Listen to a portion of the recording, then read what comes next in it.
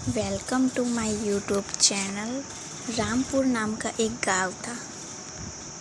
12 बज रहे थे।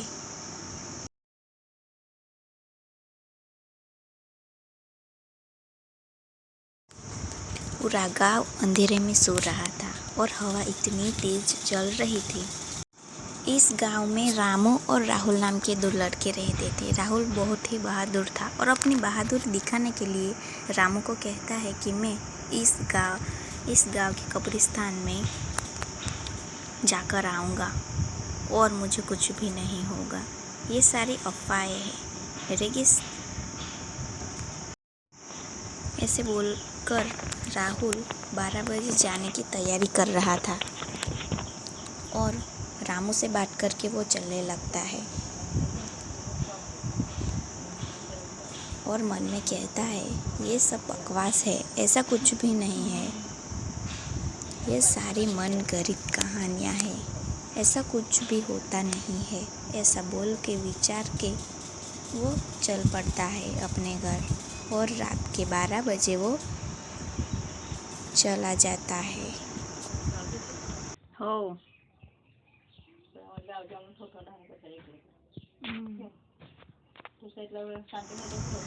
जैसे ही रात हुई, राहुल कब्रिस्तान जाने के लिए निकल पड़ता है। अकेला ही मन मस्त गुनगुनाता हुआ वो चलने लगता है। उसे कुछ भी डर नहीं था कि क्या होगा। उसे तो ये भी नहीं पता कि वो लौट कर आएगा भी नहीं। वो यही सोचता है यह सब मन घड़ित कहानियाँ हैं, ऐसा कुछ भी नहीं होता। भूत जैसा इस ज़माने में कुछ भी नहीं होता। पागल है सारे गाँव वाले, ऐसे सोचकर वो चलने लगता है। जैसे ही कब्रिस्तान में वो पहुंचता है, दो चिड़ियों को देखता है और वहाँ आसपास कुछ भी नहीं था। वैसे ही चलते चलते वो कब्रिस्तान के अंदर आ जाता है। वहाँ सन्नाटा था, हवा भी नहीं चल रही थी और वो अकेला ही अचानक वो गिर जाता है और उठकर चलने लगता है। चलते चलते वो कब्रिस्तान के अंदर आता है और चला जाता है।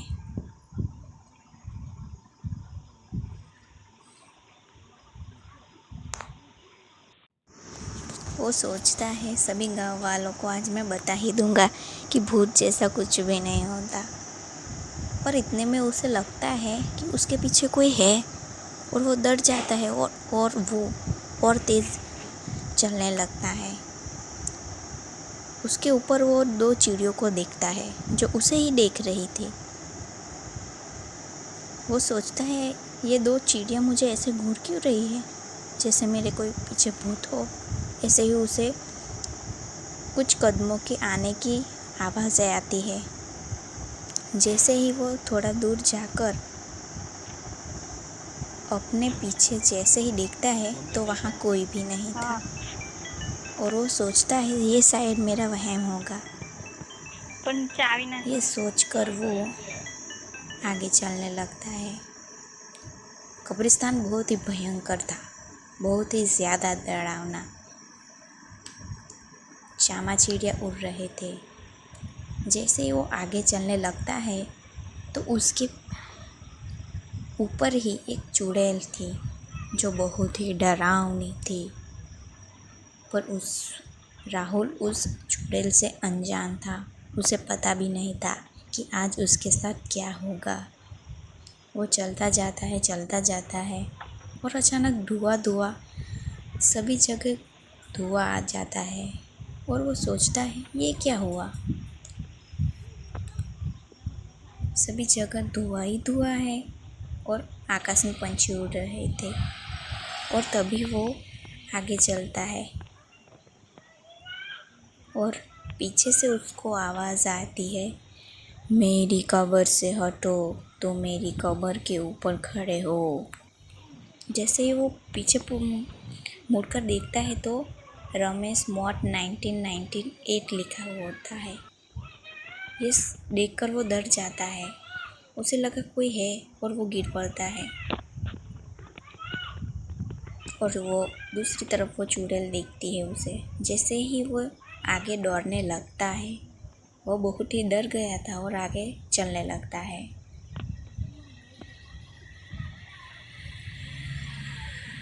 और हमें भूतिया घर दिखाई देता है जो बहुत ही डरावना था। शायद वो उसी चुड़ैल का था जो राहुल के पीछे पड़ी थी। चलते चलते राहुल बहुत डर गया था और दौड़ते दौड़ते वो आगे चलने लगा। और आगे जाकर वो फिर से दो चिड़ियों को देखता है और अचानक उसके आगे चुड़ैल आ जाती है।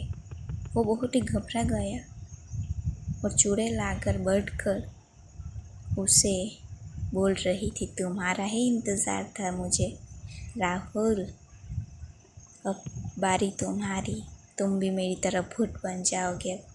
यह बोलकर वो उसे मार डालती है और राहुल नीचे गिर पड़ता है।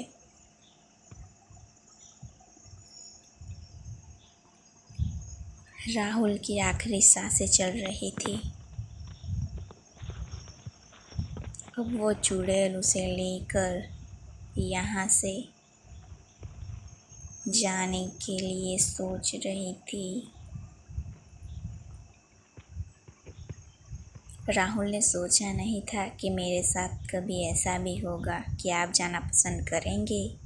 दूसरे दिन गांव वाले यहाँ आ जाते हैं और उसे कब्रिस्तान में कहीं भी राहुल दिखाई नहीं देता। वो बात करने लगते हैं। इस कब्रिस्तान में एक चुड़ैल रहती है, जो भी यहाँ आता वो सभी को मार डालती है। ऐसे ये सब बात कर रहे थे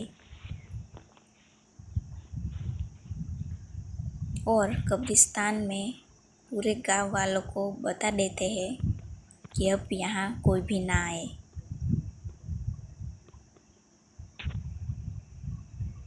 दूसरी तरफ हमें राहुल की कब्र दिखाई देती है और वो खुद उसके ऊपर था और सोच रहा था, ये तो मेरी कब्र है, तो मैं तो जिंदा हूँ। पर असल में वो उसकी आत्मा थी। जब सभी गांव वाले उस राहुल की कब्र देखते हैं तो वो चकित रह जाते हैं और फ़ोन पर सभी गांव वाले को बता देते हैं कि राहुल अब मर चुका है, वो चुड़ैल ने उसे मार डाला है। तब से इस गांव में वो कब्रिस्तान में कोई भटकता भी नहीं। सभी गांव वाले यहाँ आते भी नहीं। यह सारा हकीकत की कहानी है। क्या आपके गांव में भी एक कब्रिस्तान है? क्या आप भी जाना पसंद करेंगे?